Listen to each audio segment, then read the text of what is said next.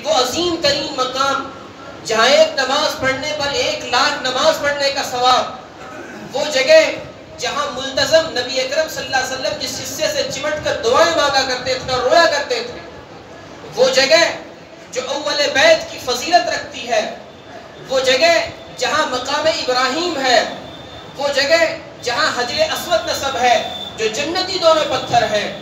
وہ جگہ جہاں اللہ کی رحمتیں نازل ہوتی ہیں، جہاں کے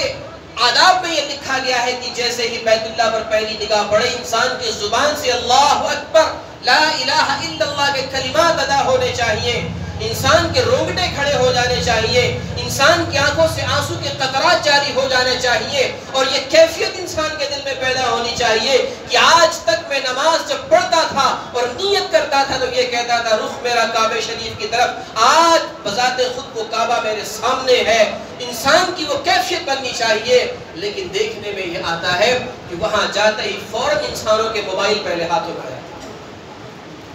موبائل ہاتھوں میں آ جاتا، تصویر کشی شروع ہو جاتی ہے، ویڈیو کلپ بننا شروع ہو جاتا ہے، اور کچھ لوگ فوراً لائیو آتے ہیں کہ میں کعبے میں پہنچ چکا ہوں اور یہ میں پہلے داخل ہو رہا ہوں اور یہ ہمارے سامنے کعبۃ اللہ ہے اور یہ لوگ طواف کر رہے ہیں۔ اللہ کے بندے آپ کرنے کیا گئے تھے؟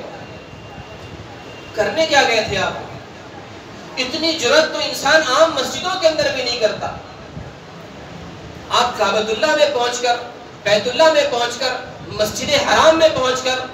جس کا احترام آپ پر لازم تھا، جس کی تقدس اور جس کی ادب و احترام آپ کے اوپر لازم تھا، آپ ان چیزوں کو چھوڑ کر موبائل کے اوپر لگ گئے، ویڈیو بنانے پر لگ گئے، تصویر کھینچنے پر لگ گئے۔ جہاں آپ کو رونا چاہیے تھا آپ وہاں ہنس رہے ہیں، وہاں آپ مذاق کر رہے ہیں، وہاں آپ دنیاوی باتیں کر رہے ہیں۔ جہاں آپ کی نگاہ صرف بیت اللہ پر ہونی چاہیے تھی وہاں آپ دائیں بائیں کی چیزیں دیکھ رہے ہیں۔ ہمارے ایک ساتھی کا حج یا عمرے کے موقع سے جانا ہوا تو انہوں نے اپنا ایک واقعہ سنایا کہ جب میں وہاں پہنچا تو اتفاق سے میں نے وہاں اپنے پڑوسی ملک کے ایک بڑے عالم دین حضرت مولانا پیر ذوالفقار صاحب نقشبندی دام اللہ ذلہ، ان کو میں نے دیکھا کہ وہ مطاف میں بیٹھے ہوئے ہیں۔ میں ان کے قریب گیا کہ بڑے عالم ہیں، پہنچ کے مصافحہ کروں، ان سے بات چیت کروں، ان سے دعاؤں کی درخواست کروں۔ جب میں ان کی جانب متوجہ ہوا کہ حضرت میں ہندوستان سے آیا ہوں، تو وہ کہنے لگے کہ آپ میری طرف توجہ نہ کریں، آپ بیت اللہ کی طرف دیکھیں، آپ کی نگاہ بیت اللہ کی طرف ہے اور آپ کو جو کہنا ہے آپ کہتے رہیے، اس لیے کہ اس جگہ پر میری حیثیت بیت اللہ سے بڑھ کر نہیں ہے کہ آپ بیت اللہ کو چھوڑ کر میری طرف متوجہ ہیں۔ اللہ اکبر، کیا احترام ہے کہ آپ میری طرف متوجہ ہو کر گفتگو نہ کریں بلکہ آپ کی توجہ بیت اللہ کی طرف ہو،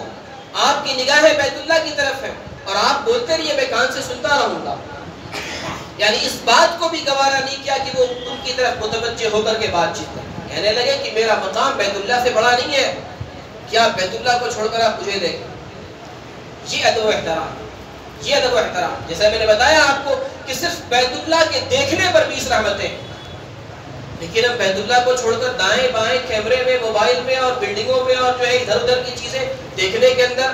میرے دوستوں بزرگوں عزیزوں، یہ بیت اللہ کا احترام نہیں بلکہ بیت اللہ کی توہین۔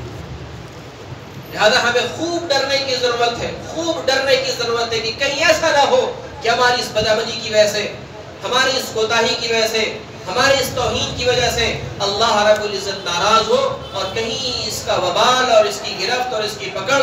ہماری دنیاوی زندگی کے اوپر بھی اور آخرت کے اندر بھی جو ہے نہ پڑ جائے۔ لہذا اگر اللہ رب العزت ہمیں وہاں جانے کا موقع میسر کرے تو ہم اس کے تقدس کو اپنے ذہن میں رکھیں، اپنے دماغ میں رکھیں، اپنے تصور میں رکھیں کہ یہ وہ مقام ہے جہاں نبی علیہ السلام پر وحی نازل ہوا کرتی تھی، یہ وہ جگہ ہے جہاں سے نبی اکرم صلی اللہ تعالی علیہ وسلم کی معراج کی ابتدا ہوئی ہے، یہ وہ جگہ ہے جہاں نبی اکرم صلی اللہ تعالی علیہ وسلم کھڑے ہو کر اور بیت اللہ سے چمٹ کر رویا کرتے تھے، یہ وہ جگہ ہے جہاں پر دعائیں قبول ہوتی ہیں، یہ وہ مقام ہے جہاں مقام ابراہیم پر اس پتھر پر کھڑے ہو کر حضرت ابراہیم علیہ السلام نے بیت اللہ کی تعمیر کی ہے۔ ان مناظر کو، ان خیالات کو، ان تصورات کو اپنے ذہن میں رکھ کر ہمارے اندر اللہ کا خوف، اللہ کا ڈر، اللہ کی ہیبت و جلال وہ ساری کیفیات ہوں اور ہم محض اللہ کی عبادت میں، اللہ کے یاد کرنے میں، ذکر و اذکار میں، تلاوت میں، نماز میں، طواف میں اپنے اوقات کو صرف کریں۔ اللہ کو معلوم کہ کیا پتا دوبارہ ہمیں یہ موقع میسر ہوگا نہیں ہوگا، دوبارہ ہماری یہاں آمد ہو سکے گی یا نہیں ہو سکے گی، دوبارہ ہم بیت اللہ کو دیکھ سکیں گے یا نہیں دیکھ سکیں گے. لہذا اللہ نے اگر یہ موقع ہمیں میسر کیا ہے تو ہم اس کی خوب قدردانی کریں. قدردانی پر اللہ کی طرف سے اضافہ ہوتا ہے. لَإِن شَكَرْتُمْ لَأَزِيدَنَّكُمْ وَلَئِن كَفَرْتُمْ إِنَّ عَذَابِي لَشَدِيدٌ. اگر ہم نے ناشکری کی اور ناقدری کی تو کہیں ایسا نہ ہو کہ اللہ رب العزت پھر ہم سے یہ موقع اور ہم سے یہ سعادت دوبارہ چھین لے اور ہمیں عنایت نہ. لہذا